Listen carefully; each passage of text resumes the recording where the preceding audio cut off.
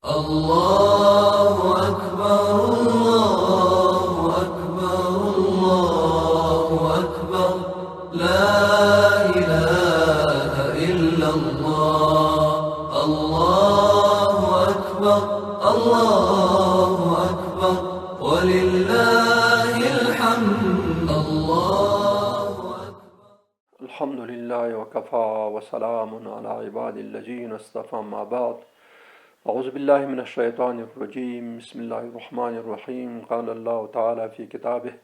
وما أرسلناك إلا رحمة للعالمين. صدق الله العظيم. اللهم صل على محمد وعلى آل محمد كما صليت على إبراهيم وعلى آل إبراهيم إنك حميد مجيد. اللهم بارك على محمد وعلى آل محمد كما باركت على إبراهيم وعلى آل إبراهيم إنك حميد مجيد. ربي اشرح لي صدري ويسر لي أمري واحلل عقدة من لساني يفقهوا قولي. زما ګرانو اوریدونکو السلام علیکم ورحمة الله وبرکاته. من د سیرت النبی صلی الله علیه وسلم د درسونو په لړۍ کې 30 درسونه واورول چې 15 درس د رسول الله صلی الله علیه وسلم خاص هغه ځانګړی شوی حجۃ الوداع چې کوم یو رسول الله صلی الله علیه وسلم اخري حج وکړي هغې ته ځانګړی شوی 14 او 13 درس چې کوم یو هغه د رسول الله صلی الله علیه صفاتو ته ځانګړی شوی و چې په 14 درس کې مونږ د رسول الله صلی الله علیه وسلم معنوي صفات یا اخلاق بیان کړو. په 14 درس کې مونږ د رسول الله صلی الله علیه وسلم ظاهري صفات چې کوم یو دی بیان کړه. اوس ان شاء الله 13 درس دی. په 13 درس کې به مونږ ان شاء الله د رسول الله صلی الله علیه وسلم معجزاتو ته اشاره کوو. خو معجزات ډیر زیات دي، نو دا به مختصر شانتي بلک اشاره ورته وکړو ځکه چې درس سونه چې وقف او گنجایش هغه کې به یاد کو. د رسول الله صلی الله علیه وسلم د معجزاتو د تعداد په اړه کې محدثین او د سیرت کتابونو مفسرینو اقوال چې راجمع کې نو داسې معلومیږي چې د رسول الله صلی الله علیه وسلم د جزئیاتو که چېرته وشمارل شي جزئیاتو سره نو 3000 نه زیاتې معجزې راځي. که چېرته د رسول الله صلی الله علیه وسلم معجزات ټول د جزئیاتو سره وشمارل شي نو 3000 نه زیاتې راځي. او که د رسول الله صلی الله علیه وسلم معجزات صرف کلیات حساب شي غټې نو هغه به د 1000 نه زیاتې راځي. او یوه معجزه په دې کلیاتو کې صرف قرآن عظیم شان موږ خلک یو معجزه بولي، او قرآن عظیم شان خپله بذات خود قرآن عظیم شان د 1000 نه زیات معجزات په خپل ذات کې لري. یعنی قرآن عظیم شان د 1000 معجزاتو مجموعه ده، د 1000 نه زیات. ځکه هغه 3000 او 1000 چې خلک وایي وجه همدغه ده چې قرآن عظیم شان یو معجزه حساب کې نو دا معنا دا شوه چې اصلا 1000 اندازه شاوخوا راځي د رسول الله معجزات. او قرآن عظیم شان ورسره په جزئیاتو باندې حساب کې نو قرآن عظیم شان کې د 1000 نه زیات معجزات په داخل د قرآن عظیم شان کې دي، نو بیا 3000 ته رسیږي. په دې خاطر باندې دا قول چې وایي 3000 دی او 1000 دی هغې کې اصلي وجه دغه ده چې په جزئیاتو کې حساب کې نو د 3000 نه زیات معجزات راځي، او که چېرته په کلیاتو کې حساب کې بیا د 1000 نه زیات راځي. نو اول خبره دا ده چې دا معجزه وایي تشته معجزه د اعجاز نه اخیستل شوې ده، عجز نه، چې دا معجزه داسې یو کار دی، داسې یو فعل دی، داسې یو عمل دی، داسې یو شی دی چې د دې نور انسانان هیڅ دې هغه نشي کولی، جواب نشي ویلی او د دې جواب نشي راوړلی، د دې غوندې کار نشي کولی. یعنی خارق العاده، د عادت خلاف کاری چې کوم کار په عادت کې هغه معجزه نه حسابېږي. لکه اوس سهار لمر راخېږي او مازدیګر پرېوځي دغه چې بوټي راشنه کېږي او بیا وړیا غټېږي، بیا هغه کېږي ونې ګلان نشي او میوه نشي، داسې انسانان پیدا کېږي او ماشومان پیدا کېږي او زنانه او نارینه او ودونه او کیسې دا ټولې تر قیامته چې کوم عام قانون د طبي قانون مطابق چې کوم شیان رواني دې ته معجزه نه ویل کېږي. طبي قانون یا فزیکي قانون چې کوم نچرل لا چې ورته ویل کېږي، دې مطابق چې کوم شیان روان دي دا معجزه نه. معجزه هغه شی دی چې د نچرل لا یا د طبي قوانینو خلاف یو شی واقع شي. وروسته به دا ټول بیان راشي، نو ضرورت اوس نشته چې سړی اوس وایي ټول شی. نو معجزه اصل خارق العاده کار ته ویل هغه چې د عادت خلاف کاری دا معجزه ده. او دې هغه څه دی، دې اصلي طاقت او قدرت او واک صرف د الله عز وجل سره دی. ځکه دا کار چې خارق العاده شي نو بل څوک یې کولی نه شي، نو ځکه الله په دا کار کوي. او د چا په لاس صادریږي؟ د انبیا علیه السلام په لاس باندې. معجزه د پیغمبرانو د شناخت او د معرفت وسیله ده چې انبیا علیه السلام، پیغمبر علیه السلام، رسول الله صلی الله علیه وسلم خلک وپېژني چې دا پیغمبر دی. صرف د دې په خاطر ده، بس نه د دې دپاره ده چې خلک ایمان پرې راوړي. د ایمان د راوړلو لپاره نښه ده، دلیل دی چې ایمان سره پرې راوړي. خو داسې نه ده چې معجزه په دې خاطر ښکاره شي چې خلک د ایمان راوړي، زور لکه زور نه، بلکې معجزه چې کله لکه موسی علیه السلام چې ساحرانو ته کله معجزه ښکاره کړه، د هغوی ټول سحر او جادو هر څه ختم کړل، او دا څه شیان چې ټول یې په خوله بند کړه او بس ورک شو. نو هغوی ټول ایمان راوړلو. دا یو خارق العاده کار و چې هیڅ چا نه شو کولی. نو ځکه هغوی ایمان راوړي، خو زور چا خو نه دی پې کړی په هغوی، خو چې دا ویل ده چې دا کار خالق العاده دی، د موږ د ټولو ساحرانو نه نشي کېدی د بیا ایمان راوړلو. نو ځکه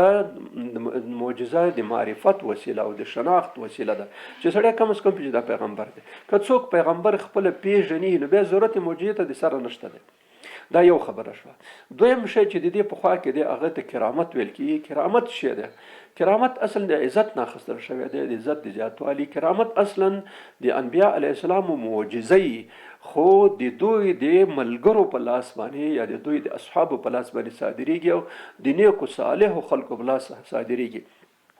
دې اختیار هم لکه څنګه چې د معجزې اختیار او واک د الله پاک سره دی، دغه چې د معجزې واک او د کرامت واک او اختیار هم د الله پاک سره دی. خو معجزه د نبی د شناخت وسیله ده او کرامت د اولیاءو نه صادریږي. لکه بیبي مریم نه چې صادر شوی و، صحابه کرامو نه ډېر کرامتونه داسې صادر شوي. انشاءالله وخت چې بیا سړی خبره په یو کې کرامت ځان ته یو بحث دی. نو دا دواړه یو شی دی، دوی واک اختیار د الله په لاس کې دی. معجزه د نبی او پیغمبر نه صادریږي او د شناخت وسیله ده، او کرامت د اولیاء او د عزت د زیاتوالي لپاره صادریږي. نو دا شو. دریم شی چې دی هغه سحر او جادو دی. سحر او جادو چې کوم یو دی هغه د انسان په خپل اختیار کې دی، په خپل قدرت کې دی. دا علم دی چې ځینې شیان سرچپه کوي او راسته کوي او ریاضت او ډېر زیاتې چیلې وباسي په یخو اوبو کې، په نخنۍ کې، په ګرمۍ کې، خوراک نه خوړل او ځان ګوښه کول، دا ټول شیان چې راشي نو بالاخره د سحر او د جادو حالت منځته راځي. نو سحر او جادو د کرامت او معجزې فرق دا دی چې معجزه او کرامت به بالکل د صالح انسانانو، نیکو انسانانو، متقی انسانانو په لاس باندې صادریږي او د الله پاک د دوستانو او د اولیاءو. او سحر او جادو چې کوم یو دی دا معمولا د بدکارو خلکو، د ساحرانو او د داسې خلکو جادوګرو، پیسه دوست او چوکۍ دوست او پلان کې چې ځینې کیسې کې دي دا پنډتان منډتان چې کوم یو دي د دغو نه صادریږي. هغوی سره د صالحتوب او نه صالحتوب مسله مطرح نه هغې کې. او په موږ او تاسو په دین کې دا کبیره ګناه ده چې څوک سحر او جادو کوي. دا کبیره ګناه ده، ځکه دې نه ډېر مشکلات پیدا کېږي. دا په اسلام کې سوچه بند دی، دا کار به څوک نه کوي. نو دا د دوی د هغه تعریفونه شو. موږ مخکې ویل چې د رسول الله صلی الله علیه وسلم معجزات که په مجموع کې حساب شي کلیات نو زرو نه زیات دي، او که د جزئیاتو سره ټول شیان مد نظر ونشو نو 3000 نه بیا زیات معجزات د رسول الله صلی الله علیه وسلم دي. نو معجزات چې دي دا موږ یو څو معجزاتو ته صرف اشاره کوو چې د ټولو نه مهمترین او تلپاتې او همیشنۍ معجزه چې ده هغه د الله پاک کتاب دی. دا معجزات به دوه قسم دي، یو مؤقتی یو دایمي. مؤقتی هغه دي چې هغه همغه وخت کې صادر شي بیا وروسته ختم شي، او دایمي هغه معجزات دي چې هغه تر ډیره پورې دوام کوي. لکه د رسول الله صلی الله علیه وسلم په معجزاتو کې دایمي معجزه او تلپاتې معجزه چې د هغه قرآن عظیم شان دي، او مؤقتی معجزات خو ډیر زیات دي چې برزن د ګوتو منځ دی. مخکې موږ په دې سیرت کې دا خبره مخکې لوستې، ځکه بیا تکرارو. په هدیبیه کې د رسول الله صلی الله علیه وسلم د ګوتو مبارکونه هغه روانې شي، اوبه روانې شو، جاري شو. 1400 کسانو هغه ومسکلې او حیوان څارویو ته یې ورکړې او د سونې پور کړو. او بیا د رسول الله صلی الله علیه وسلم باندې عینن هدیبیه کې هغه غشي چې کله هغه ته وغورځول په ساتو وغورځول کوی ته د هغې نه اوبه راوخوټ کېدې، او تر څو ورځو پورې، یو هفتې تر 2 هفتې چې دا 1400 صحابه کرام هلته اوسېدل، د هغې نه باقاعده اوبه څښلې او هغه کول. بیا موږ او تاسو د تبوک په غزا کې ولوستل، چې تبوک په غزا کې چې رسول الله صلی الله علیه وسلم کله هغه ته تلو نو هلته خوراک ختم شو، نو رسول الله صلی الله علیه وسلم خوراک راټول کې هغې باندې دعا وکړه الله پاک هغې نه په معجزانه طور باندې دومره خوراک جوړ کړ چې 13,000 کسانو هغه هم خوړلو هغې هم ساتلو ذخیره یې کړه ځان سره ویوړلو د سفر دپاره. دغسې د خندق په هغه کې موږ ته څو شیان بیان کړل چې د جابر بن عبدالله رضی الله عنه چې هغه سرلی حلال کړی و هغه تقریبا 100 کسانو ته بس شو د کلي خلکو مو خوړو دوی مو خوړو او هماسې ډک دیګ پاتې شول. دغسې هغه د نعمان بن بشیر رضی الله عنه خور چې کوم یو لږې خرما ورسره وي هغه الله پاک دومره ډېرې کړې. داسې په دې ټول دې ته ویل کېږي موقتې معجزات چې هماغه وخت کې ښودل کېږي بیا د هغې نه وروسته بیا موجود نه وي. نو د الله پاک عز وجل چې کومه معجزه په دایمي طور باندې رسول الله صلی الله علیه وسلم ته ورکړې ده هغه د الله عز وجل کتاب دی چې قرآن عظیم شان دی. او په دې قرآن عظیم شان کې که تاسو خیالي دي رسول الله صلی الله علیه وسلم په خپله زمانه کې چې کله قرآن عظیم شان نازل شو دا خلک به ټوکې مسخرې به یې کولې چې هذا اساطیر الاولین د خو پخوانۍ قصې دي نو موږ هم داسې شی جوړولی شو موږ نیا او نیکه چې دی هم داسې کیسې لوستلی شي. الله عز وجل ورته ویلی ګوره 3 شیانې ورته ویلی اول خبره دا ده چې تاسو 10 آیاتونه راوړئ که چېرته رښتیا وایي. بیا ورته ویلی چې 10 سورین 10 سورتونه راوړئ د دې په شان باندې کتاب جوړ کړئ. خو تر آخره پورې د رسول الله وسلم په زندګۍ کې هیڅ څوک هم په دې ونه توانېدلو چې هغوی د قرآن عظیم شان د 3 آیاتونو هغه راوړي مقابله وکړي او د هغې مثل دې راوړي. ما مخکې دا خبره په مخکې درسونو کې کړې وه چې د لبید په نامه باندې ډېر مشهور شاعر په مکه معظمه کې په حجاز کې و چې د مقابله چا نه شوه کولی. کله چې صورت انا اعطیناک الکوثر نازل شو نو حضرت علی کرم الله وجهه دا په یو هغه ولیکلو د بیت الله شریف په دې دیوال یې ځوړند کې چې کله لبید راغی چې داسې ورته وکړه ویلو سرسونه یې چې چورت وهلو نو بس هېڅ نه برابرېدل د شي هغه ورسره. نو دا خو 3 آیات وو انا اعطیناک الکوثر فصلی لربک وانحر انا شانک. نو اعلان دې ورته ولیکل چې دا د انسان دی ما هذا قول البشر ما هذا قول البشر دا د بشر قول نه دی دا د بل چا قول دی. نو ځکه په د په زندګۍ کې د رسول الله صلی الله علیه وسلم په زندګۍ کې د چا د دې جواب را نه شوړی د دې په مثل بل شی فاتو بصورة من مثلی ان کنتم صادقین فان لم تفعلوا ولن تفعلوا. دا د قرآن عظیم شان یوه معجزه. بله معجزه همدلته قرآن عظیم شان کې وایي چې که تاسو نشئ فلن تفعلوا هیڅ کله نشئ کولی. همدا خپله معجزه ده بذات خود همدا آیات چې تاسو هیڅ نشئ کولی او رښتیا تر اوسه پورې د چا د دې جواب نه دی راوړی. نو قرآن عظیم شان په خپل د رسول الله صلی الله علیه وسلم د نزول په زمانه کې خلکو ته چیلنج ورکړي او تر اوسه چا جواب نه دی راوړی. دا خبره ثابته ده. اصل قرآن عظیم شان چې کوم یو دی د خلک داسې وایي چې دا به څنګه معجزه وي نو دا خو ډېر اسانه دی. شاعران دي ادیبان دي داسې دي ښه ادب جوړولی ښکار جوړولی. قرآن عظیم شان کې یوازې یو مسله نه ده. قرآن عظیم شان د ډېرو زیاتو شیانو مجموعه ده او ټولګه ده. موږ او تاسو دا اوس پوهېږو چې داسې شیان په قرآن عظیم شان کې داسې خبرې او داسې واقعات راغلي دي چې د هغې نه هېڅوک هم نه دی خبر هېڅوک نه و خبر دی. رسول الله صلی الله علیه وسلم خپله امید نه یې مدرسه لوستی نه یې کتاب لوستی نه چېرې سبق لوستی نه د تاریخي مسایلو نه خبر و. قرآن عظیم شان کې به رسول الله صلی الله علیه وسلم ته داسې قصې راتللې چې هغه به د خلکو هېڅ چا نه وي اورېدلې او ده ته بالکل ټوله کټ ملکه د اصحاب کهف قصه چې وه د ذوالقرنین قصه چې وه دا چې اصحاب الخدود قصه چې وه دا چې نوح علیه السلام موسی علیه السلام عیسی علیه السلام مخکې انبیا علیه السلام دا ټولې قصې پکې راغلي او هلته چې څه قصې راغلي وي هغه ټولې په سوره کهف کې چې د باغ قصه راغلې دا ټولې قصې د موسی علیه السلام د خضر علیه السلام قصه چې راغلې دا داسې قصې وې چې دې ته هېڅوک هم نه و خبر بلکې رسول الله صلی الله علیه وسلم خو هېڅ نه و خبر. نو خلکو ته بالکل د قصې اصلي نچوړ چې کوم یو دی اصلي کوچ چې کوم یو دی هغه جوهر هغه ورته خلکو ته راوستو چې دغه شی د قرآن عظیم شان کې دا خبره. دویمه خبره پکې دا ده چې قرآن عظیم شان کې موږ مخکې په دې باندې لږ بحث کړی و چې داسې خبرې پکې شوي وې چې یو کار به 10 کاله او 20 کاله او 30 کاله بعد به کېدلو. قرآن عظیم کې لکه موږ تاسو یو مسله د مکي دور کې ولوستله چې کله چې مسلمانان په ډېر سخت مشکلاتو کې راګیر شول او د سختیو لاندې راغله په دې وخت کې الله په عز وجل سورت الروم نازل کړي دا خلک په نږدې ځمکه کې مغلوب شوي دي خو ډیر زر به بیرته غالب شي و یومئذ یفرح المؤمنون بنصر الله او په عین وخت کې چې روم غالب شي الله پاک مسلمانانو ته د خپل نصرت نه دوی ته خوشحالي نصیب کړي. ګوره په دې آیات کې په دې صورت کې دوه شیان ته اشاره شوه. یو دا چې غلبت الروم فی ادنى الروم بعد غلبهم سيغلبون بیرته به غالبېږي یو، او بله خبره دا وکړله چې وهم من بعد غلبهم سيغلبون دا یو، بل دا د ویومئذ یفرح المؤمنون بنصر الله او په عین زمانه کې په عین وخت کې به مسلمانانو ته الله پاک څه ورکړي ورکړي فتح ورکړي. دا د غیب خبره وه چې دا د انسان هیڅ توان دې ته نه رسېږي نه کولی شي. قرآن عظیم شان معجزه ځکه وه چې په هغې وخت کې دا خبره وکړه. نو که تاسو خیال یې موږ دا خبره په هغې وخت کې په تفصیل سره بیان کړه چې ابوبکر صدیق او ابی بن خلف د دواړو سره 10 اوښان کېښودل چې دا به بضع سنین، بضع الفاظ رغفي بضع سنین.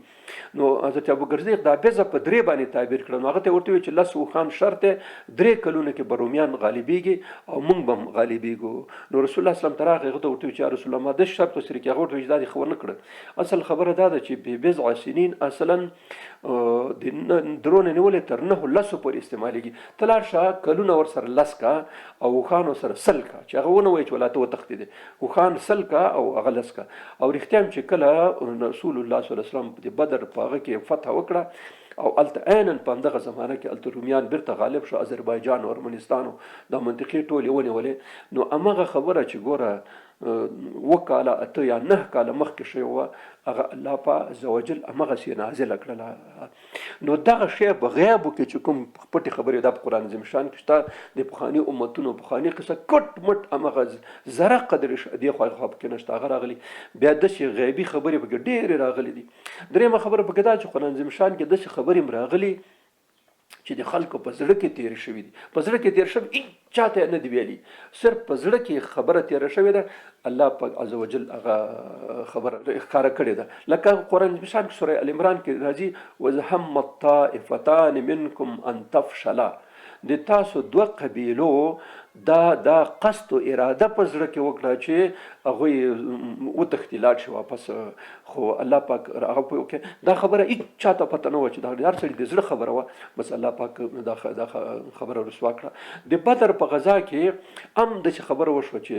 الله عز وجل مسلمانانو ته ویل احدى الطائفتین بأنها لکم،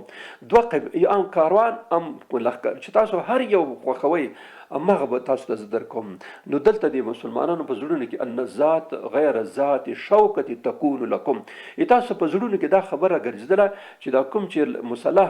خلک ورسره نشته دی دغه کوم ته راکړي چې دا به ښایي. دا پټه خبره وي چاته معلومه نه وه. الله عز وجل هغه خبره چې کړه د خلکو د زړونو نه هغه خبره بیرون راوایسته چې په زړونو کې دغه خبره تېرېدلې ده. یعنی دا هغه معجزې وې چې دغه شی به کېدو. نو د رسول الله صلی الله علیه وسلم دا دایمي او تلپاتې معجزه چې ده دغه شی خصوصیات لري چې دا خصوصیات په بل کتاب او په بل هېڅ شي کې نشي کېدلی. بله دا ده چې رسول الله صلی الله علیه وسلم په دې تلپاتې معجزه کې داسې خبرې کړي دي چې نن سین ثابتې کړې. ګوره نن ثابتې شوې هغه خبرې چې رسول الله صلی الله علیه وسلم 1400 کاله په هغه باندې په قرآن شان کې نازلې شوې او هغه خلکو ته ویلي و چې دا به کېږي. هغه خبرې نن ساینس نوې یو روباچي قرآن عظیم شان. موږ په دې باره کې مفصل درسونه لرو د اسلام او ساینس په نامه. هلته چې تاسو وګورئ انشاءالله دا خبرې به ټولې درته معلومې شي چې الله عز وجل په دې خپل کتاب کې داسې الفاظ او داسې شیان نازل کړي دي چې هغه خپله معجزه ده. یو 2-3 به زه درته مثال په طور ووایم چې سړي ته دا خبره ثابت شي. قرآن عظیم شان کې سوره الانفال کې 8 آیات ته وأعدوا لهم ما استطعتم من قوة، ویلې ای مؤمنانو تاسو د کفارو مقابلې ته یو قوه جوړه کړئ چې هغې نه به څه کوئ، هغه به ترهبون به عدو الله وعدوکم وآخرین من دونهم. تاسو به دې قوې باندې درې اهداف به دا لري. د الله دشمنان، خپل دشمن، نالیدلي دشمنان به په دې ویروئ. دلته یو لفظ استعمال شوی قوه. که تاسو خیال یې وسه دا قوه د رسول الله صلی الله علیه وسلم په زمانه کې یو معنی ورکوله، هغې نه وروسته بله معنا ورکول او تر قیامته پورې به دا د قوې لفظ چې کوم یو دی دا داسې جامع لفظ دی چې هېڅ ضرورت د دې خبرې ته شته نه چې سړی پکې هغه وکړي. بس ټول خلک په دې پوهېږي هغه د قوه راغله او قوه لاړه او قوه داسې شوه او قوه داسې شوه. دا پاور چې موږ مثلا سوپر پاور چې موږ امریکا او روس او پلان کې سوپر پاور دی، خو دغه خبره دا قوه ده اصلا، یعنی غټ قوت زبرځواک چې ورته ویل کېږي. دا لفظ داسې لفظ دی چې د خپله د قوې کلمه دا لفظ داسې استعمال شوی دی چې دې کې خپله معجزه ده. خپله دا لفظ ما درته وایي چې قرآن شان د زرو نه ډېر معجزات لري. هغه یو پکې دا دی چې الله پاک داسې لفظ استعمال کړی چې دا د هغې زمانې نه نیولې تر قیامته پورې چې څومره زمانې په دې تېرېږي، دا لفظ د هرې زمانې او د هر وخت لپاره قابل تطبیق دی. او دا په بل کتاب کې ممکن نه دی، په بل څه کې ممکن نه دی، د انسان په کلام کې دا ممکن نه دی دا خبره. نو ځکه دا د الله پاک کتاب چې دی دا معجزه ده. دغه شی ساینسي مسایل ډېر مسایل راغلي دي چې الله پاک وایي چې تاسو بالکل هغه نشئ لیدلی، داسې هغه کړي دي. دغسې په ډېرو شیانو کې داسې هغه راغلي الفاظ راغلي چې هغه تاریخي الفاظ راغلي دي په دې کې چې هغه بالکل صحیح دي، ساینسي هغه راغلي دي. که چېرته بالفرض دا کې معجزه نه وی نو بیا به دا الفاظ اوس یو خبرې نه چې 1000 کاله 1200 کاله 1400 کاله تیر شي او هغه د نوي ساینسي علومو سره بالکل برابر وي، نو تاسو فکر کوئ چې دا د معجزه ده که نه ده؟ نو قرآن عظیم شان خلک د فکر کوي دا خو ډېر اسانه کتاب دی. کله کله سړي په ذهن کې وګرځي نو چې کفار ولې بلا ولې قرآن عظیم شان انډول شی نه شو جوړولی. خبره خدا ده، دا خو په الفاظو کې دی شي، الفاظ به دې سړی برابر کړي، خو الفاظو کې خو به ویلی هغه خو به زه جوړ کړم، خو دا روح به څوک پکې واچوي، زمری خو به د هغه نه سړی جوړ کړي، د کاغذ نه او د هغه نه به جوړ کړي، خو دې کې به هغه څوک واچوي. دا خو اسانه خبر نه ده که نه چې اوس د سړی وکړي. ځکه قرآن عظیم شان چې کوم ټول شیان استعمال کړي هغه داسې دي چې په ظاهره خو الفاظ ډېر ساده معلومیږي، خو داخل کې داسې غټ مفاهیم پراته دي چې هغه د انسان د ذهن نه ورشد خبرې دي. دې کې یو خبره ډېره مهمه ده د قرآن عظیم شان په ارتباط باندې چې سړی لږ واضحه پوه شي. هغه دا ده چې مونږ یو خبره لږ په تفصیل سره کوو. هغه دا ده چې دا کتاب هغه کتاب دی چې الله عز وجل را لېږلی دی. نو دلته د ربانیت صفت د دې تر شا دی، او ربانیت صفت باید لږ سړی وپېژني چې دا کتاب چې چا را لېږلی دی، دا کتاب که تاسو خیال قرآن عظیم شان کې چې کله آیاتونه لولئ من لدن علیم حکیم، من لدن علیم خبیر، داسې الفاظ راځي،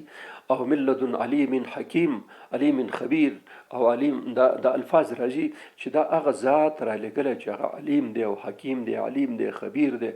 داسې هغه راغلی دي. نو دا الفاظ استعمال شوي، دا کتاب الله عز وجل را لېږلی چې هغه علیم او حکیم او خبیر ذات دی. اوس که سړی دغه صفات چې الله عز وجل په قرآن عظیم شان کې د دې کتاب د نازلونکي په ارتباط باندې استعمال کړي، که دا لږ سړی لږ تشریح کې لږ وپېژني، بیا سړي ته دا مشکل حل کېږي. د الله عز وجل علم څومره دی، د الله عز وجل حکمت څه قسم دی، د الله عز وجل خبیرتوب څه قسم دی، سمیعتوب، دا ټول الفاظ ده، څومره اسماء الحسنا دی الله پاک دی. په دې باره کې ما مفصل درسونه ورکړي دي، او هغه که تاسو پیدا کړئ هغې کې دا ټولې څومره د الله پاک صفات چې د هغه پورې مربوط دي ساینسي مسایل پورې، هغه ټول هلته تشریح شوي، سړی بالکل سر یې خلاصېږي. خو نن په دې درس کې لږ ووایو ځکه چې مونږ د قرآن عظیم موضوع ته اشاره کوو. نو د الله د علم په باره کې 2 شیان تاسو ته وایم چې تاسو بیا خپله د الله په علم معلومولی شئ. هغه ذات چې دا کتاب نازل کړی دی من لدن علیم حکیم، من لدن علیم خبیر، نو بیا به د دې خبره تاسو ته پته ولګي چې دا کتاب کې چې دومره غټ کمالات پراته دي، دا داسې یو ذات را لېږلی چې دومره عظیم علم لري. قرآن عظیم شان کې په سوره الکهف 109 آیات او سوره لقمان کې 28 آیات، دا 2 آیاتونه 28 آیات د سوره لقمان او 109 آیات د سوره کهف چې سره یو ځای کې، نو هغې ځای کې آیاتونه کې داسې الفاظ راغلي دي چې ویل که چېرته دغه بحرونه چې دا اوس موجود دي، موږ تاسو په جغرافیا کې لوستي چې 3 برخې اوبه دي، 1 برخه ځمکه ده، دا ټوله د ځمکې کره 3 برخې اوبه، 1 برخه ځمکه. اوس الله پاک څه وایي؟ لو کان البحر مدادا لکلمات ربه، که چېرته دغه بحرونه چې دا اوس موجود دي چې د ځمکې 3 برخې نیولې ده، درېمه برخه نیولې ده، 80% د ځمکې 80% ځمکې کره اوبو نیولې ده، دا 29% پکې وچه ده. نو که دا ټولې دومره ډېرې اوبه، که دا ټول رنګ شي، دا ټولې رنګ شي او ولو جئنا بمثله مددا که همدومره چې د اوس دي دومره نور هم ورسره یو ځای شي یعنی دا اوس بحرونه څونه دي دې دوه چنده شي، یعنی دا دوه چنده شي. یو په سوره هغه کې څه وایي، سوره لقمان کې څه وایي، 7 ابحر چې و بحرونه نور هم ورسره یو ځای شي، یعنی دا و بحرونه شي، دا اوس چې اوبه دي دا و چنده په اصطلاح سره زیات شي او د دې ټولو نه رنګ او سیاهي جوړ شي. والشجرة اقلام او په دا ځمکه کې چې څومره ونې او بوټي دي د ټولو نه قلمونه جوړ شي او دا رنګ یې چوکه کوي او بیا منشیان ورته ناست او لیکل کوي دا بحر به دا اوبه دا رنګ سیاهي به ختم شي، دا قلمونه به د کاره ولویږي د ډېر کار په نتیجه کې. ما نفدت کلمات الله، د الله پاک د علم او د حکمت خبرې به ختم نشي، یعنی چې دا دومره بحرونه دومره سمندرونه دا ټول رنګ شي او دا ټول ونې او بوټي دا ټول قلمونه شي او لیکل شروع کی، نو الله پاک ورته وایي دا ولیکئ دا رنګ به اخر ختم شي، منشیان به وایي چې رنګ ختم شو قلمونه ختم شو. د الله عزوجل د علم او د حکمت خبرې ولا ډېرې پاتې چې باید ولیکل شي. نو علامه ابن کثیر دې حدیث لاندې په خپل تفسیر کې، تفسیر ابن کثیر تاسو ګورئ دې آیات لاندې دا خبره لیکلې ده چې دا خو اصل الله عزوجل موږ ته صرف د مثال په توګه دا شیان بیان کړ، کنه کدا ټول کائنات هم سمندر شي او بشي او رنگ ته نه جوړ شي او دا ټول کائناتو کې دا ټول شان قلمونه شي، نو ما نفدت کلمات الله، دی الله پاک د علم او د حکمت خبرې وخلاص نشي. اوس تاسو ته فکر وکړئ چې داسې یو ذات چې دومره علم ولري، مونږ او تاسو او ډاکټرا لري، پی ایچ ډي لري، سړی پوهان دی او فیلسوف دی او سکالر دی او پلانکر دی، اوس ظالم د خدای چې راټول کی چې ته نه جوړیږي. زه به اوس درته حدیث بیان کوم، بیا به تاسو ته پته ولګي د علم د انسانانو علم څه او سکالر دی، خو سکالر چې دا ډېره توره کړي د زر کتاب لیکلي، دا یو سړی چې ډېر زیات تورزن شي نو د زر کتاب یو سړی لیکلي، خو دا خو هیڅ هم نه دی د هغې په مقابل کې. نو تاسو فکر وکړئ چې دغه سړي ته چې زر کتاب چا لیکلي موږ څومره قدر او عزت ورکوو، څومره خبره هغه کوو، د موږ ځان ته کله یاداشت کتابچه لرو، پلانکي پروفیسر پلانکي پوهان پلانکي سړي داسې خبره کړې هغه ځان سره یاداشت کړو، هلته بیا قوس کې ولیکو دا د پلانکي سړي خبره ده، موږ یې من حیث دلیل من حیث منطق خلکو ته وړاندې کوو. دا اوس ډاکټرانو چې کوم خبره کړې ویلې چې پلانکي سړی ډېر اوچت پوه ډاکټر دی او دا دی، خو ټول 30 کاله 40 کاله علم به کړی، نو هغه چې خبره وکړي چې د شي دا به پرې خوري دا به نه خوري دا به دا کوي، هغه خلک من حیث دلیل لږه ماته ډاکټر د خبره کړي کنه. نو تاسو فکر وکړئ چې الله عزوجل دومره علم وي چې دا دومره او وچند نور ورسره دا ټول برنګ شي او دا به ختم شي، الله پاک د علم او د حکمت خبره وخلاص دی. دا یو دلیل شو. ګور د سوره لقمان او 20م آیات او د سوره الکهف یو سننهم آیات دواړه تاسو قرآن شریف راوړئ لاندې ترجمه او تفسیر وګورئ بیا تاسو ته پته ولګي. دویم دلیل چې وړاندې کوم هغه د امام بخاری، امام ترمذی، امام مسلم د درې وړو د حدیث را نقل کړي، بلکې امام بخاری په خپل صحیح البخاری کې 4 زیاده حدیث د 4 مختلفو بابونو د لاندې را نقل کړي دي. په هغه کې یو قصه راغلې ده، موسی علیه السلام خضر علیه السلام مخکې اشاره ورته نسبي وکړله، دې کې یو اشاره هغه راغلی قصه راغلی چې خضر علیه السلام په مجمع البحرین کې اوسېدل او موسی علیه السلام الله په امر ورته چې لاړ شه ته یو څو ورځې د سره شاګردي وکړه چې تاسو د علم پته ولګي دا علم څه ته وایي، دا د انسانانو علم او د الله پاک د علم اندازه ته پته ولګي، ته لاړ شه یو څو ورځې سره شاګردي وکړه. نو موسی علیه السلام چې کله مجمع البحرین ته راغی د خضر علیه السلام سره یو ځای شو، نو وایي چې دوی دواړه په یو کشتۍ کې سواره شو. په دې کشتۍ کې اوس د سیند نه دې غاړې نه هغه غاړه ته پورې مجمع البحرین دا معنی چې 2 بحرونه سره یو ځای شوي، طبیعي خبره دوی چې پورې وتل نو کشتۍ کې پورې وتل اخواته چې دې کشتۍ کې سپاره شول. دا روایت ابن عباس رضی الله عنه راخسته ده او 3 وړ امامان، امام بخاری، امام مسلم، امام ترمذی، وایي چې کله دوی سواره شو په دې کشتۍ کې، نو دا کشتۍ په سمندر کې روانه وبو کې د یو چنچڼه چوغک چې ورته ویل کېږي ګنجشک دا راغی د کشتۍ په دې ژۍ باندې د غاړه باندې دلته کېناستو. کشتۍ خو داسې جوړې د غاړې منځ کې خلک ناسي، د کشتۍ په غاړه باندې دا چنچڼه کېناستله دا مرغۍ او داسې مخوکه ټیټه کړله، یو ځل یا 2 ځلې.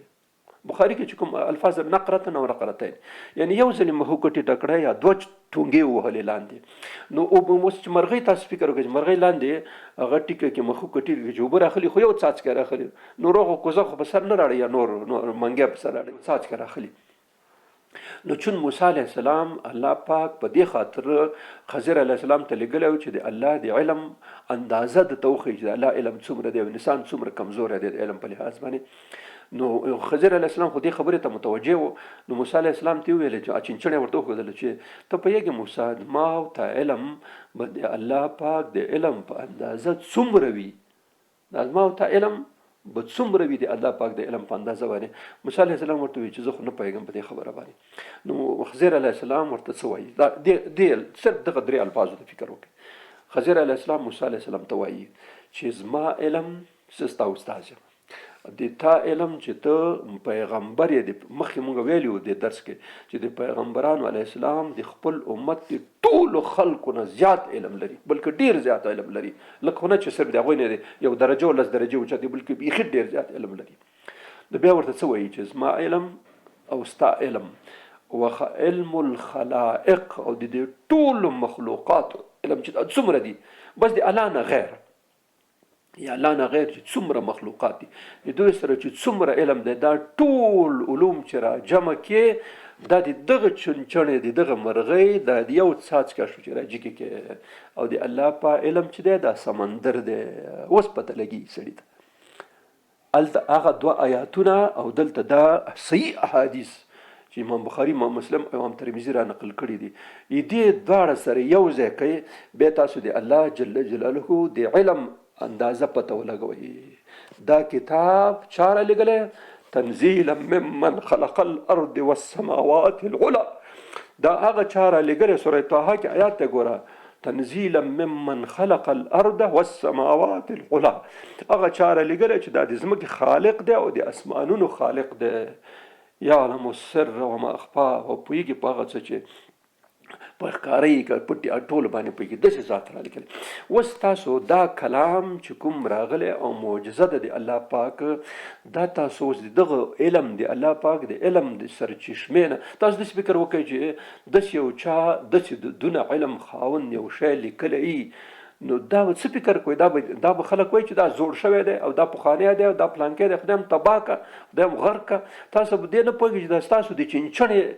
د ټولو مخلوقاتو علم د چنچڼې د یو څاڅکي که درته نه دی، نو ته څنګه دا مفکر او غیر مفکر او دا خلک ځان بولي چې زه خو داسې یم او داسې یم، زه پوهاند یم، 3 PhD لرم، 2 PhD، خدای دې دا PhD سر وخوری تا چې ته په هېڅ شي هم نه پوهېږې. دغه د ټولو مخلوقاتو علم چې چنچڼې یو څاڅکي ظالم تا ته نو دا پروفیسر او دا PhD او دا مفکر ته به چی پکې ورسېږي؟ نو د ستنې د سیم سر که درته به سر هم درته علم نه رسېږي. نو ته اوس د هغه لوی علیم ذات سره اوس ټکر کوې، د هغه شیان ردوې چې دا اسلام خو زوړ شوی دی، اسلام پخوانی دی، اوس کمپیوټر زما تا د کمپیوټر باندې خدای وحید تباه شي په دې کمپیوټر باندې چې دې کې څه شی دي. نو ته خو هغه علم ته ګوره چې د ټولو مخلوقاتو خالق او مالک او مدبر ذات څومره علم لري. حکمت هغه چې حکمت دی چې کوم کار حکمت په باره کې زه ډېر شیان دي، سړی څونه شیان وایي. د الله پاک چې دا مخلوقات پیدا کړي دی، موږ او تاسو په اطراف کې دا ونې پیدا کړي، موږ د خوراک دپاره د اکسیجن پیدا کړی دی، د کاربن ډای اکساید، دا ټول کمپیوټرایز سیستم دی. بالکل لږ تغییر او تبدیل چې پکې راشي ټول شیان خرابېږي. موږ په بدن کې چې دا بدن کې کوم رګونه دي، زړه دی، وینه دی، دې کې چې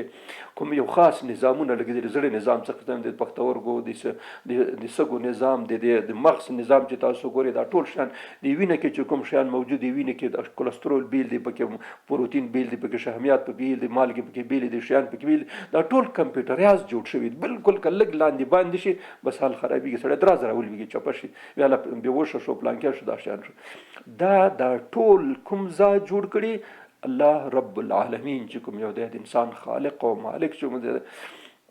یا ایها الناس اعبدوا ربکم الذی خلقکم والذین من قبلکم لعلکم تتقون. ویل د هغه رب تاسو عبادت وکړئ چې تاسو پیدا کړي او تاسو نه مخکې تاسو پلرونه او نیکونه هغه پیدا کړي دي. نو تاسو فکر وکړئ داسې ذات چې د ټولو مخلوقات خالق، مالک، رازق، مدبر دی، د هغه علم دومره زیات دی، حکمت دومره زیات. که حکمت کې سړی درس ورکړي، صرف د الله جل جلاله د حکمت په باره کې که زه دلته درس شروع کړم نو کېدای شي ورځې پې تېرې شي چې سړی صرف هم د حکیم ذات باندې سړی وغږېږي چې دا حکمت په کوم شیانو کې څومره معمول درسونه وګورئ هغې کې به تاسو ته پته ولګي چې د الله حکمت څومره زیات دی او حکمت یې څومره هغه دی نو سړي ته بیا خپله پته لګېږي چې بیا څونه شی دی نو ځکه اوس دغه کتاب دا معجزه چې چا رالیږلې دا داسې ذات دی چې حکیم او علیم ذات دی نو چې حکیم او علیم ذات دا کتاب رالیږلی دی نو سړي ته بیا د دې هغه معلومیږي د دې زور او هغه معلومیږي چې دا کتاب څومره عظیم کتاب دی او دې ته ولې الله پاک معجزه وایي ولې دا معجزه ده او تلپاتې معجزه ده او دې هېڅوک مقابله نشي کولی ډېرو خلکو به دا کوششونه کړي خو یو شی به جوړ کړي همغه ورځ به وچلېږي سبا به نه چلېږي دا څومره مجموع ټول علوم مجموع چې ده دا په قرآن عظیم شان کې شته دی نو ځکه دا معجزه شوه دا د هغې معجزې په باره کې لنډ او خلاص معلوماتو چې موږ ورته تلپاتې معجزه وایو چې د الله پاک کلام او د الله پاک کتاب دی نو دې کې همدونه معلومات بس دی ځکه چې موږ د ټول درسونو گنجایش خو ممکن نه کېږي چې ټول شیان دلته تشریح وکړو نو اوس به راځو نورو ته نور شیان د رسول الله صلی الله علیه وسلم نور معجزات څه وه دا هغه معجزه وه چې دې ته موږ تلپاتې معجزه وایو او د الله کتاب دی د رسول الله صلی الله علیه وسلم په زندګۍ کې چې کوم یو معجزات تیر شوي دي هغې باندې به یو زغلنده نظر وکړو خلاص اندازه به هغه تاسو ته معلوم دي صرف چې زه ذکر کوم نو تاسو دا معلومیږي اول خبره د رسول الله صلی الله علیه وسلم په زندګۍ کې په کائناتو کې د معجزې هغه مثالونه موږ وړاندې کوو شق صدر د رسول الله صلی الله علیه وسلم زړه او سینه څو ځلې څیرې شوله پاکه شوله مختلف شیان چې د هغه د نبوت او د شان سره لازم نه و هغې ته یې لرې کړه او د هغې په ځای نور شیان واچول یعنی بالکل راغل داسې څیرې کړه زړه ته نه راوایستو په آب زمزم کې به ومینځلو بیا به نور څه شیان ته یې نه لرې کړو څه شیان به پکې واچول او بیا بېرته زړه راواخیستو په سینه کې بیا کېښودل او سینه بیا داسې لاس راکړه روغ جوړ وشو نو دا شق صدر د رسول الله صلی الله علیه وسلم موږ مخکې په دې باره کې تفصیلي چې دا د رسول الله صلی الله علیه وسلم په زندګۍ کې 4 ځلې واقع شوی دی یو ځل په 4 کلنۍ کې د امام مسلم روایت دا دی او یو ځل په 10 کلنۍ کې چې دا علامه ابن کثیر امام احمد حنبل دا روایت راخسته دی بیا وروسته په د نبوت نه مخکې علامه امام بیهقي رحمت الله علیه دراخسته دا حدیث او بیا وروسته په د معراج په شپه باندې چې امام بخاری امام مسلم امام ابو داود امام ترمذی بلکې ټولو کتابونو د حدیثو دا حدیث را نقل کړی دی چې په دې شپه باندې د رسول الله صلی الله علیه وسلم شق صدر او شو دا یو معجزه بله معجزه د رسول الله صلی الله علیه وسلم په زندګۍ کې د شق القمر چې یو ځل کفارو ته مطالبه وکړه د رسول الله صلی الله علیه وسلم چې که ته ځان ته پیغمبر او دا سپوږمۍ هغه نو رسول الله صلی الله علیه وسلم سپوږمۍ ته داسې اشاره وکړه 2 نیمه شوه یو طرف لاړه بل طرف بیرته سره یو ځای شوله دا شق القمر ټول خلکو لیدلې دا په دې باندې باقاعده هغه نو دا د رسول الله صلی الله علیه وسلم معجزه وه چې هغه کړله په کائناتو کې درېیمه معجزه چې امام بخاري راخسته دا د باران ورېدل یو ځل مخکې مونږ په دې سیرت درس کې دا بیان تیر شولو چې د تبوک په غزا کې چې کله مجاهدین 1,000 کسان روان شو یو ځای ته چې ورسېدل اوبو کمبود راغی چې اوبو کمبود راغی نو رسول الله صلی الله علیه وسلم ته خلک راغلل چې رسول الله مونږ د اوبو د هغه سره مشکلاتو سره په تکلیف وکړو تاسو دعا وکړئ نو رسول الله صلی الله علیه وسلم دعا وکړه الله پاک باران شروع کړ دا یو بخاری کې حدیث راغلی امام بخاری خپل صحیح البخاری کې دا حدیث را نقل کړی چې وزل رسول الله صلی الله علیه وسلم مسجد نبوي کې خطبه فرمایله چې عربي راغی ورته چې یا رسول الله موږ فصلونه وچ شو پټیم وچ شو ونې وچ شوې څاروي ټول مخ په هغه روان دي مړه کېدو روان دي موږ هم د سختو مشکلاتو سره اخته یو یا رسول الله که ته دعا وکړې چې الله پاک باران وکړي نو رسول الله صلی الله علیه وسلم چې دا لاسونه داسې جګ کړه او دا لاسونه همداسې جګ کړي وه چې بس اسمان کې وریځه راغله او خطبه لا نه وه ختمه شوې چې سخت باران وشو ډېر زیات باران وشولو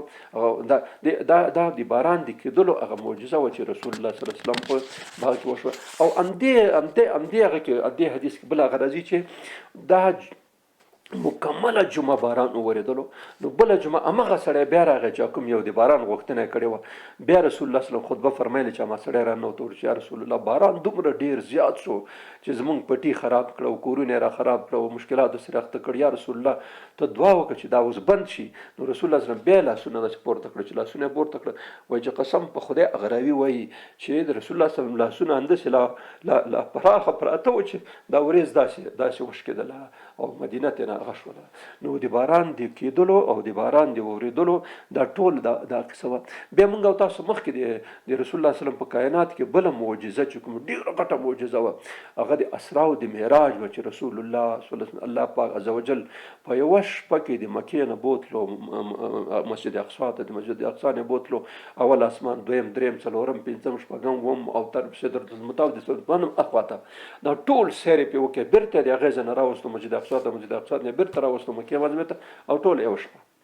دا ټول هغه وکړه. دا په دې کائناتو کې د رسول الله صلی الله علیه وسلم سترترینه معجزه وه هغه وخت کې چې دا هغه کړه. او دا د خاص د امتیاز و چې الله پاک جل جلاله دته ورکړی و چې دونه امتیاز په بل پیغمبر او بل چا ته هېچا ته نه دی ورکړی شوی. په دونه لږ وخت کې دی دومره زیات ځایونه وګوري او هغه دې وکړي. دغسې د رسول الله صلی الله علیه وسلم معجزه موږ مخکې بیان کړله په حدیبیه صلح کې چې رسول الله صلی الله علیه وسلم د بخاري حدیث دی دا چې کله حدیبیې ته ورسېدل هلته اوبه ختمې شوې نه وې نو رسول الله صلی الله علیه وسلم یو لوښي کې لږ اوبه د ابوطلحه رضی الله عنه سره وې هغه یې راوغوښتې او هغې کې د خپلې ګوتې مبارکې داسې لوښي کې ټیټې کړې چې ټیټې کړې. هغه راوي وایي چې قسم په خدای چې د رسول الله صلی الله علیه وسلم د ګوتو مبارکو د منځونو نه داسې اوبه راخوټ کېدل لکه چې نن تاسو فکر 1400 کسان چې دې باندې اودسونه وکړي دا وڅکي او ځان ته ذخیره کړي او حیوانات او یا یوازې وخان ورسره یو وخت 2.5 لیتره اوبه څښي. تاسو خبرې په دې خبره که نه خبر ظالمان 2.5 لیتره اوبه ذخیره کوي په خپل هغه کې په دې ټانکۍ کې دونه بده بلا ده روغ ټانک دی دا خبره ده دونه شی دی نو دونه اوبه دا یو دا چې اویا وخان یې تاسو فکر وکړئ څونه اوبه راشي. نو رسول الله صلی الله علیه وسلم د ګوتو مبارکو نه دونه اوبه لاړې چې د حیواناتو وڅکلې انسانانو وڅکلې او د سونه یې پرې وکړه هغه یې کړه. نو دا د رسول الله صلی الله علیه وسلم د اوبو د ګوتو نه د اوبو خوټ کېدل و چې د رسول الله صلی الله علیه وسلم معجزه وه. کله کله داسې شوي دي چې لږې اوبه یې راوړي دي رسول الله صلی الله علیه وسلم ته چا او هغه لږې اوبه ډېرې زیات شي. یو مثال یې همدغه دی چې د حدیبیه کې چې کوم کار وشو یو خو د ګوتو نه د اوبه راخوټ کېدې دا خپله یو معجزه شوه. بل دا ده چې دا اوبه لږې اوبه وې دا چې صرف د رسول الله صلی الله علیه وسلم دا ګوتې مبارکې پرې کې زیات شوې او بیا دونه زیاتې شوې چې دا ټولو خلکو د هغې استفاده وکړه. نو دا معلوم شو چې د رسول الله صلی الله علیه وسلم بل خبره دا ده چې موږ او تاسو دا ټولې کړي خو لږ بیا دلته په تنظیم باندې وایو. رسول الله صلی الله علیه وسلم چې مخکې درسونه کې موږ ویل چې رسول الله صلی الله علیه وسلم کله د تبوک غزا کې تللو نو یوه ورځ مخکې خلکو ته ویل چې سبا څاښ به انشاءالله موږ د تبوک چینې ته رسېږو. د تبوک چینې ته چې ګوره تاسو ورسېدئ نو څوک به ګوتې لاس پکې نه وایي تر څو چې زه نه وم درغلی. خو د ده نه مخکې څه کسان چې رسېدلي هغوی ګوتې پکې وهلې وې. نو رسول الله صلی الله علیه وسلم چې لاړو چې ګوري چې اوبه زیم شته او نورې اوبه نشته دی نو داسې لږ وکندله چې د اوبه پکې پیدا شوې هغې لږ پرېښوې چې رڼې شي بیا یو لپه داسې ترې نه راډک کړه او بس خولې ته یې واچولې او غرغړه یې وکړه بېرته یې پکې تویې کړې. دغه اوبه ګوره صرف دونه اوبه وې چې غرغړه یې رسول الله صلی الله علیه وسلم پکې وکړه او دا یې نه داسې چینه جوړه شوله چې هلته 10,000 کسان صحابه کرام تقریبا 20 ورځې هلته تېرې کړې او څومره څاروي او څومره حیوانات ورسره وو دې ټولو صرف د همدغه اوبونه اوبه څښلې. بیا حضرت امام مسلم روایت ما مخکې بیان کړی و چې حضرت معاذ بن جبل رضی الله عنه رسول الله صلی الله علیه وسلم فرمایي چې ای معاذه که ژوند در سره هغه وکړله وفا وکړه نو ته به دلته ډېره منطقه او باغونه او دا شیان وګورې چې هلته دي. او ما درته ویلي چې دا اوس فعلا په تبوک کې هغه چینه خو وچه شوې خو د چینې شاوخوا ته چې څومره ټویلونه ژورې څاګانې کنل شوي هغه بغیر د برق او د هغه نه هغه روباسي اوبه روباسي او ډېر غټ غټ باغونه پکې دي. هغې ځای کې یو باغ دی چې هغه 2 لکه خرما باغ دی بالکل داسې موټر پکې ځي او راځي سړک پکې دی منځ کې د هغې ټولې د 2 لکه خرما او باغ چې د حرمینو ته مدینه او مکې معظمې ته وقف شوی ټوله خرما همدې ته راځي دې دپاره شوی دی. نو اوس هم هغه تاسو داسې فکر وکړئ چې 1440 کاله تېر شوي دي او اوس هم هغه معجزه چې کوم یو رسول الله صلی الله علیه وسلم هغه کړې ده اوس هم هماغسې الله پاک هغه ځای نه داسې اوبه راخوټ کوي چې بل پر دغه کېږي. دغسې په وچ څاروي کې د شیدو پیدا کېدل دا موږ او تاسو ولوستل چې رسول الله صلی الله علیه وسلم په 2 ځای کې موږ ولوستل. یو دا چې عبدالله بن مسعود رضی الله عنه چې کله اول ورځې د مخفي دعوت وې نو رسول الله صلی الله علیه وسلم ابوبکر صدیق هلته لاړل د عبدالله بن مسعود نه وغوښتل چې موږ ته لږ شیدې راکړه. هغه ورته وویل چې دا زما حیوانات څاروي چې دا خو امانت دی نو هغې ورته وایي چې وچه وزه یا میږه موږ ته په لاس راکړه چې بیخي لنګه شوي نه هغې ورکړله او رسول الله صلی الله دعا وکړه چې دعا وکړه د هغې نه باقاعده شودې راولوېشلې. دا یو واقعه وه چې موږ هلته بیان کړې وه. بله واقعه ام معبد خزاعي هغه د رسول الله صلی د هجرت په سفر کې چې ام معبد ته ورغله هلته یو مریضه بیماره وزه تړلی شوې وه د خیمې په تناب باندې رسول الله صلی الله علیه وسلم هغه راولوېشله. دوه غټ غټ خنکونه او لګنونه یې د شودو راولوېشل او د ایجاد کړ. دا د رسول الله صلی الله علیه وسلم معجزه وه چې هلته ښکاره کړه. داسې وزه او داسې څاروی چې هغه په لاره نشي تللی او د هغې نه دې دوه لګنه شودې راولوېشل شي نو دا د معجزې نه غیر نشي کېدی. دا هغه کار نه دی. په ژي کې غوړي زیاتېدل، په ژي کې چې غوړي زیاتېږي نو مصنف ابن ابي شیبه کې رسول الله صلی الله علیه وسلم یو د روایت هغه نه رانقل شوی چې یو ځل حضرت ام سلیم د حضرت انس بن مالک مور د رسول الله صلی الله علیه وسلم ته په ژي کې لږ غوړي راولېږل نو هغه چاته چې ورکړه هغې ته ورته وویل چې دا ژی ویسه هلته خالي که او بیرته یې راوړه ماته. ویلې چې هغه ښځې چې دا ویوړل هغه خادم یې چې وه خادم یې ووړ د رسول الله صلی الله علیه وسلم په کور کې په بل شي کې خالي کړه بیرته یې دا ژی راوړو. ژی چې راوړه په همغه ځای کې چې په کوم ځای کې ایښودل شوی و همغه ځای کې بیرته ځوړند کړه. چې ځوړند کړه ام سلیم چې راغی چې ګوري چې دا ژی د غوړیو نه ډک دی هغه خادم ته په غوسه شوه چې ما ظالم تا ته ما ویل چې دا غوړي ویسه یا رسول الله صلی الله علیه وسلم کور ته او تا نه دي وړي دلته د ځوړند پرې. هغه ورته وایي چې بیبي دا خو ما وړي و که نه د رسول الله صلی الله علیه وسلم په کور کې مې خالي کړه او دا څنګه چې ګوري چې هماغونه غوړي چې تللي وو هماغونه غوړي هلته پاتې دي هماغه شی شوی. نو معنا دا شوه چې دا غوړي په ژي کې هماغه ژی چې د رسول الله صلی الله علیه وسلم ته لېږلی شوی هغه ژی بیرته د مسلم ته بیرته هغه شولو. او د وربشو ډېرېدل امام بخاري حدیث دی رسول الله صلی الله علیه وسلم چې کله وفات شو حضرت عایشه بیبي وایي چې ما لږ وربشې لرلې په دا رپل مونږ رپل ورته دا کوټه کې د المارۍ په شان باندې چې هغه ځای شوي دی ته رپل مونږ او تاسو وطن کې وایي نو دلته مې دا خپل وربشې ایښې وې داسې یو ساعه که درته وریژې بیا خو اندازه کړې مې نه وې وربشې وښایي مونږ وریژې خولې ته راځي ځکه مونږ دا وخت کې وریژې شته وربشې څوک هغه نه کوي دونه ډېر خوري اوس هم خلک ډېر خلک خوري خو لږ کم یې خوري نو وریژې ډېر خلک ځکه ما خولې ته وریژې راغلې نو وربشې ویلې چې وربشې ما لرلې نو په دې رپل کې مې ایښې وې او د دې نه مې خوړلې ډېر وخت بیا اخر مې زړه تنګ شو چې راشه دا وربشې زه اندازه کړم چې څومره دی. وایي چې اندازه مې کړې بس هماغه اندازه ښایسته بس ختمې شوې نورې ځکه دا د رسول الله صلی الله علیه وسلم معجزه وه او د عایشې بیبي کرامت و چې دا وښودلی شو. د خرماو زیاتېدل دا تقریبا دلته دوه درې هغه راځي چې یو ځل حضرت عمر فاروق وایي یو ځل رسول الله صلی الله علیه وسلم ته ډېر میلمانه راغله ډېر کسان راغله او هغوی چې کله تله نو حضرت عمر وایي چې ما ته رسول الله صلی الله علیه وسلم فرمایل چې لاړ شه عمره دوی ته توښه برابره کړه. ما ورته وایي چې یا رسول الله په ذخیره کې خو خرما هغه خرابې خوسا خرما خرابې شوې خرما شته نوې تازه خرما بیخي نشته دی چې دې خلکو ته ورکړم. نو ما ته ویل چې عمره ته لاړ شه که نه زه پوه شم چې امر دی نو ما چې لاړم هلته وایي چې هلته کله لاړم ټول خلک ته ورته وایي چې خرما واخلئ. دا څومره کسان چې غالبا د 100 کسانو که د 1.5 کسانو په اندازه کې و ډېر کسانو دا ټول لاړ ځان ته خرما ټول خپل چې څه ورسره و هغې ځان ته ډک کړه او صحیح شو خرما او چې ومې کتل هغې ځای نه یوه خرما بې ځایه شوې هم نه وه ټولې خرما. بله واقعه مونږ که خیال مې مخکې درسونو کې بیان شوه نن هم بیان شوه چې حضرت نعمان بن بشیر خور یو څو دانې خرما راوړې وې د ځان سره رسول الله صلی الله علیه وسلم چې فکر شو هغې راوغوښته نو هغې په دسترخوان داسې واچولې او چې دوی وکړه د دې نه دونه خرما جوړه شوه چې دا ټولې خندق غازیانو وم خړلې ځان سره یې وړلې جبونه یې هم ته نه ډک کړه سره خلطې ملطې چې څه ورسره هغې کې هم واچولې نو دا لږو خرماوو کې الله پاک دونه برکت واچول دونه هغه دا معجزه وه د رسول الله صلی الله علیه وسلم چې د لږو شیانو نه څه ډېرو ځایونو کې داسې واقعات راغلي دي چې د خوراک ورڅه باقاعده که خرما وه که نور شیان وه دا به الله پاک زیات کړ د خلکو دپاره. نو دا د رسول الله صلی الله علیه وسلم د معجزاتو په مختلفو شیانو کې د ډوډۍ او د غوښې زیاتېدل دا موږ مخکې بیان کړې وه د خندق په غذا کې چې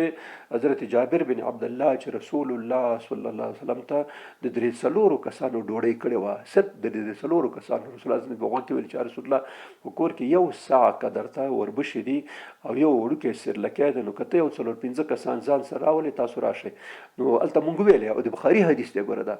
امام بخاري رحمت الله د جابر بن عبدالله دا روایت رانقل کړی چې رسول رسول الله صلی الله علیه وسلم چې کله مطمئن شو چې یو سا وربشي دی او دونه دي نو اعلان یې وکړ چې او غازیانو راشئ. جابر بن عبدالله ډوډۍ کړې وې چې 1000 کسان راغله. دا 1000 کسانو ټولو په مړه ګډه ډوډۍ خړه. رسول الله صلی الله علیه وسلم د کور خاوندانو بیا د کور د جابر بن عبدالله ښځې ته ورته وی چې دا خلک ټول کلیوال وږي دي نو د خلکو ته امر وکړه. تاسو فکر وکړئ چې یو سرلکه یو سا کېږي درې څه باندې یو 3 کیلو نو دا چې ته اوس هغه کې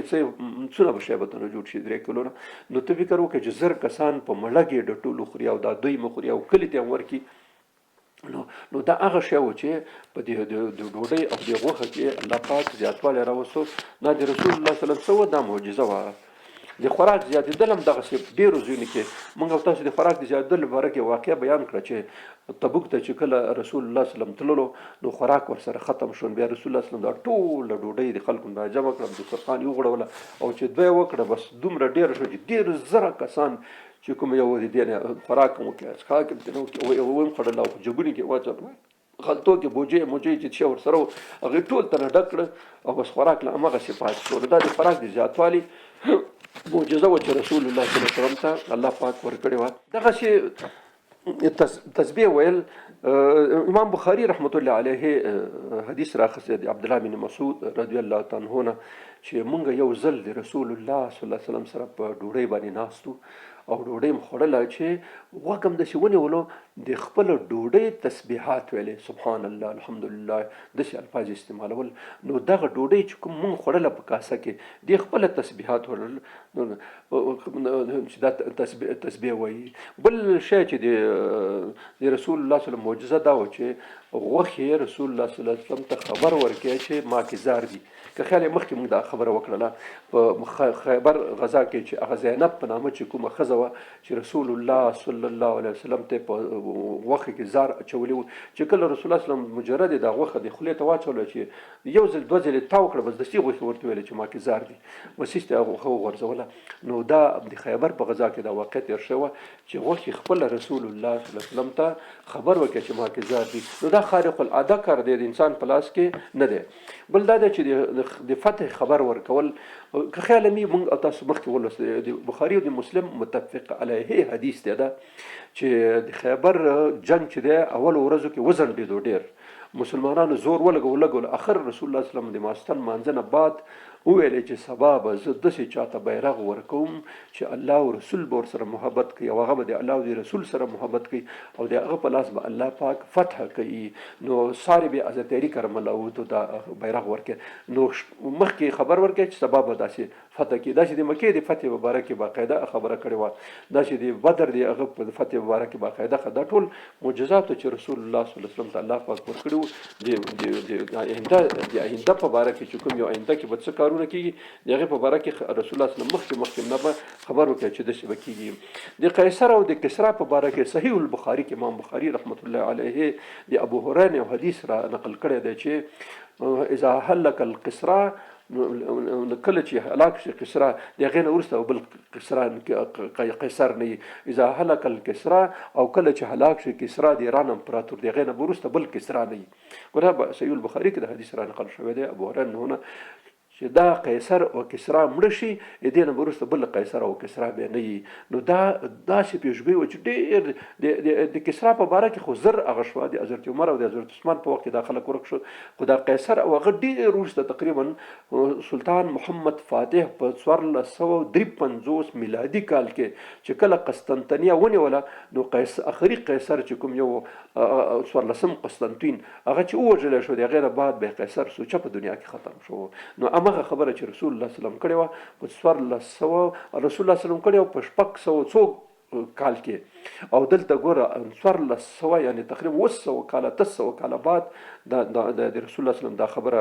هغه شوله. او بل د فتنو په باره کې صحیح مسلم کې امام مسلم رضی الله تعالی عنه د ابو هریره نه روایت راخستی دی چې ایمان وروسته به داسې فتنې راځي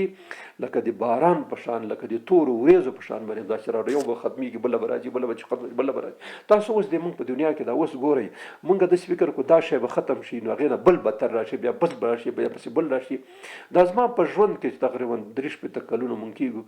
دا اوس څلور شپېته کلونه یم زه، نو څلور شپېته کاله کېږي، یو څه عمر خو خیر ماشومتوب کې راړو، خو دا باقي چې مونږ ګورو د هغې وخت نه نیولې تر اوسه پورې هره ورځ یو نوې فتنه، هره ورځ نوې فتنه، بیا مونږ خوشحاله چې دغه فتنه الله پاک ختم کړي، نو چې فتنه ختم شي بس بله راشي، بله چې ختمه شي بس بله راشي. روزانه مرضونه، ناروغۍ، بې امنیتي، د غلو، د دې خلکو ډاکې او پلانکې او د دنیا د سوپر پاورونو حملې په هرې خواته، دا ټول شیان فتنې دي. او رسول الله صلی الله علیه وسلم د دې فتنو په باره کې خبره کړې وه چې داسې فتنې به راشي لکه د تورو شپو په شان باندې، یو په بل پسې به راځي، داسې به نه. د آینده جګړو په باره کې رسول الله صلی الله علیه وسلم خبر ورکړی و چې داسې جګړې به کېږي، قتل و قتال به کېږي، وژل به کېږي او داسې به وي، او تر قیامته پورې چې کوم یو هغه راتلو دې په باره کې باقاعده خبرې کړې وه. لرې ځایونه د رسول الله صلی الله علیه وسلم خبر ورکول چې یو شی به دلته نه و، ډېر لرې به و، هغوی به خبر ورکړي چې داسې هغه به کېږي. نو رسول الله صلی الله علیه وسلم موږ مخکې دا خبره کړې وه چې موته غزا کې، صحیح البخاري حدیث دی دا، د موته په غزا کې چې کله رسول الله صلی الله علیه وسلم لښکر ولېږلو، نو لښکر خو تقریبا داسې فکر وکړي چې د مدینې منورې د هغې ځای ترمنځ به فاصله کم از کم 1000 کیلومتره شاوخوا به، بلکې لا 1000 کیلومتره نه ډېره وه. رسول الله صلی الله علیه وسلم چې کله هلته د موته غزا شروع شوه، جنګ شروع شو، نو رسول الله صلی الله علیه وسلم په مسجد نبوي کې ناست و، هلته خلکو ته خبر ورکړي چې زید بن حارثه رضی الله بیرغ پورته کړه، جنګ شروع کړه، په شهادت ورسېدو. بیا د هغې نه وروسته حضرت جعفر بن طیار رضی الله تعالی عنه د بیرغ پورته کړه او ښه جنګ یې وکړ، هم شهید شو. د هغې نه وروسته عبدالله بن رواحه رضی الله بیرغ پورته کې هم شهید شو. او د هغې نه وروسته سیف من سیوف الله، د الله پاک د تورو نه یو تورې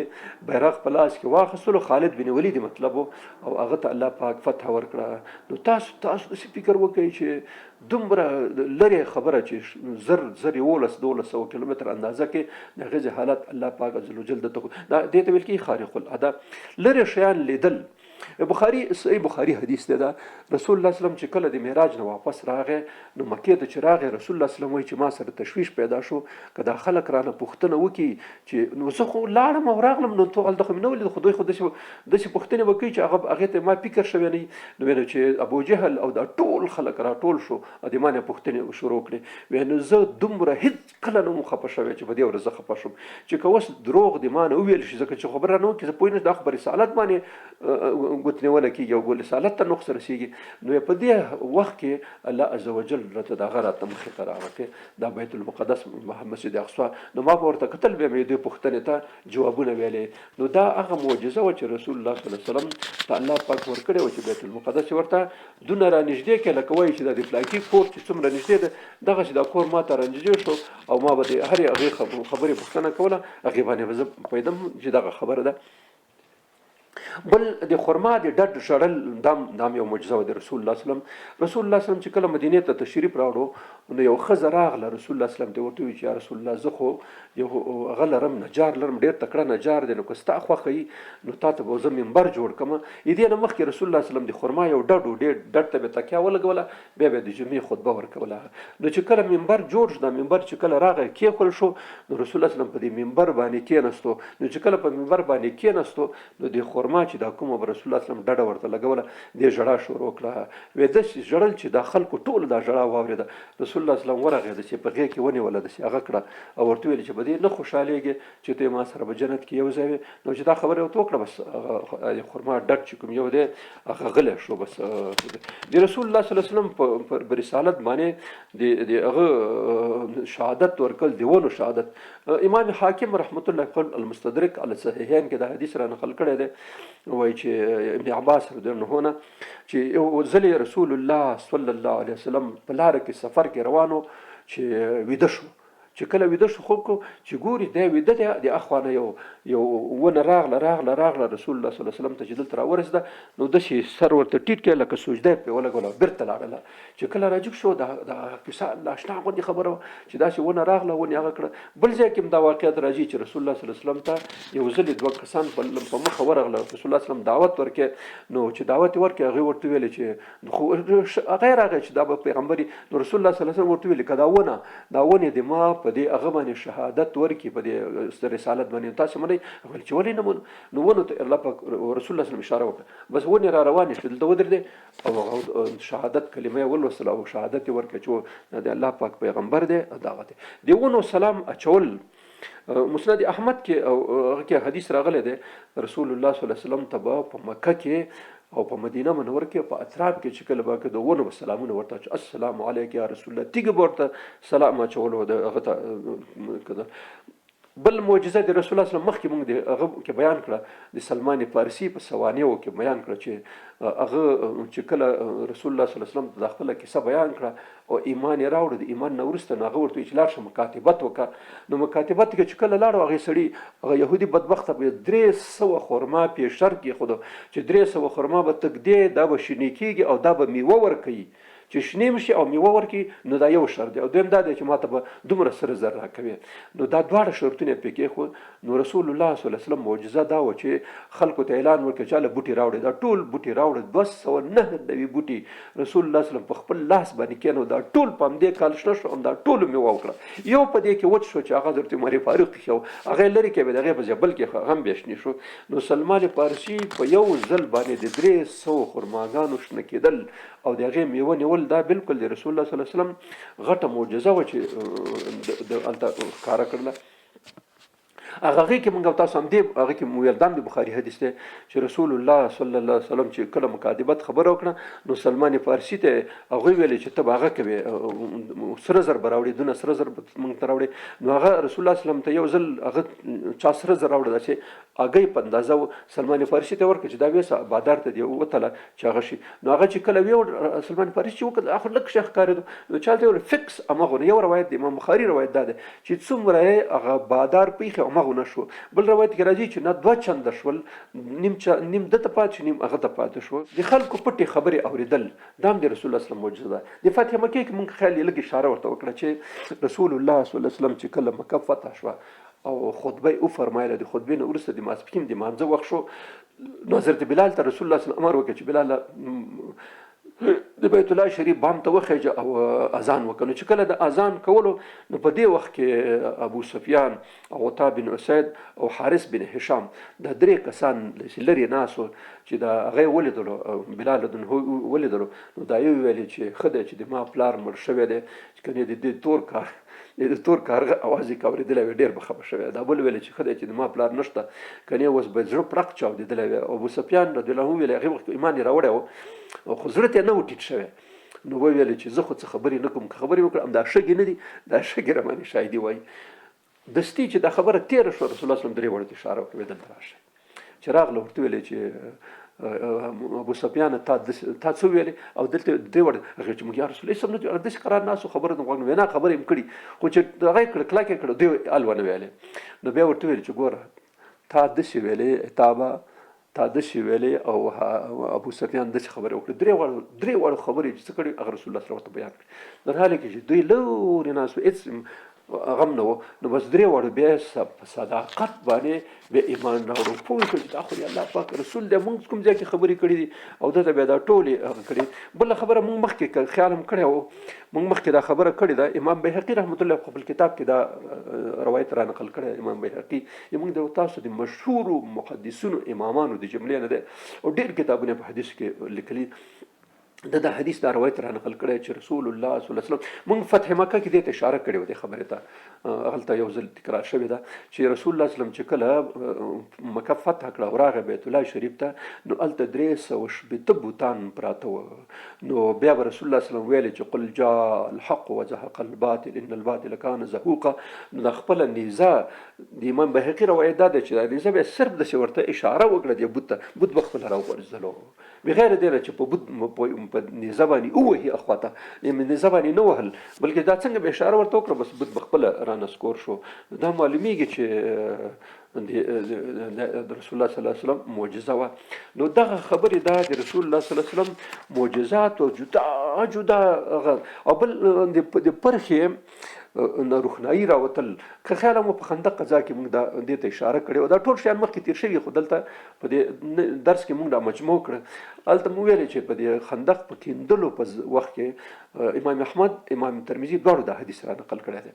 چې صحیح البخاري صرف اشاره ورته کړې چې رسول الله صلی الله علیه وسلم چې کله دا خندق خلکو کېنستلو نو هلته یو غټه پرخه پکې راووتله په دې پرخه باندې څونه صحابه کرامو زور وکړ زور یې پرې ونه رسېدو چې زور یې پرې ونه رسېدو رسول الله صلی الله علیه وسلم ته خبر وکړي چې رسول الله دلته یو غټه پرخه راوتلې تاسو راشئ کنه یا لاره بدله کو یا دا شی وشي نو رسول الله صلی الله علیه وسلم راغی په داسې حالت کې راغی چې د خېټې مبارکې ایډن مبارکې نه دوه تیږې تړلې وې راغی چې دا مارتوړې چې داسې جګ کې چې داسې وی وهله نو دا دې نه دا درس پکې راغی او دې سره یو نور داسې پورته شو د شام په طرف لاړلو او دویم ځل چې بیا درز ورکړ نو بیا دا داسې بیخي جدا شو سره یو برخه ته نه لرې شو او بیا نور ته نه خارج شو دا پیره د کسرا ماړی او د سپین ماړی په طرف لاړلو او دریم ځل چې ور وکړ میده شو دې نه پرخې نه روښنایي جګه شو او د یمن په طرف د صنعا په طرف لاړ هغه ماړی ټولې هغه کړلې نو دا یو دام دی رسول الله صلی الله علیه وسلم حدیث هغه معجزه امام احمد حنبل رحمت الله علیه د حضرت عایشه نه روایت راخسته دی چې رسول الله صلی الله علیه وسلم ته یو وخت اوخ راغی او دی اوخ رسول الله صلی الله علیه وسلم ته سجده کړې خو چې دا سجده ورته کې خودله نو صحابه کرام ډېر حیران شو او ورته چې رسول الله چې تا ته حیوانات سجده کوي او دا اوخ درته سجده کوي ولې موږ هم باید درته وکړو هغه ورته چې نه سجده غیر دی الله نه بل چاته جایز نه ده نو دا یو معجزه وه چې رسول الله صلی الله علیه وسلم ته الله پاک وښودله بل د سترګو روغېدل او جوړېدل دا موږ تاسو خیبر غزا کې ویلې د بخاري حدیث دی د صحیح البخاري او د امام مسلم متفق علیه حدیث دی ګوره هغوی هلته وایي چې خیبر کله فتح کېدو نو دا فتح لږ وځنډېدل مخکې اشاره لږ وشوه دې خبرې ته نو چې فتح وځنډېده نو رسول الله صلی الله علیه وسلم ماخوستن ویلې چې سبا به زه دا بیرغ هغه چاته ورکوم چې الله او رسول به محبت کوي د هغې سړي سره او الله او هغه به د الله او رسول سره محبت کوي او د هغه په لاس به دا خیبر فتح کېږي نو سحر چې شو حضرت علي کرم الله وی راوغوښتو چې راوغوښتو خلک ورته وایي چې هغه سترګې بالکل داسې سختې خرابې دي چې نه شوي چې هغه بالکل جمع ته حتی رانغی نو چې رسول الله صلی الله علیه وسلم اجلي کرم الله راوغوښتو چې مخې ته کېنول د خپل لاړې مبارکې راواخیستې داسې پې پورې کړې وایي چې د شهادت تر ورځې پورې بیا د حضرت علي رضی الله تعالی عنه په سترګو کې بیا مرض پیدا نه شو دا د رسول الله صلی الله علیه وسلم شو د رسول الله صلی الله علیه وسلم د هغه برکت او دا معجزه و د هغه د لاس برکت و چې خالي د سترګو باندې لاړې ورته پورې کړې د زخم جوړېدل صحیح البخاري کې حدیث دی او نور حدیث کتابونو هم دا غنا اخیستی چې رسول الله صلی الله علیه وسلم د حنین په غزا کې چې کله د حنین تنګي ته نوتل نو خالد بن ولید د ټول نه مخکې و هغه دومره سخت زخمي شو چې ټولو خلکو فکر وکړ چې دا شهید شو وروسته دی زخمي شو نو چې کله فتح وشو د فتح نه بعد په یو خیمه کې دی پروت و او زخمونه هغه نو رسول الله صلی الله علیه وسلم ورغه او هغه زخمونه ام دمول او ام لاړې مبارکې په راخکلې او په صحیح البخاري کې چې کوم حدیث دی هغه دا دی چې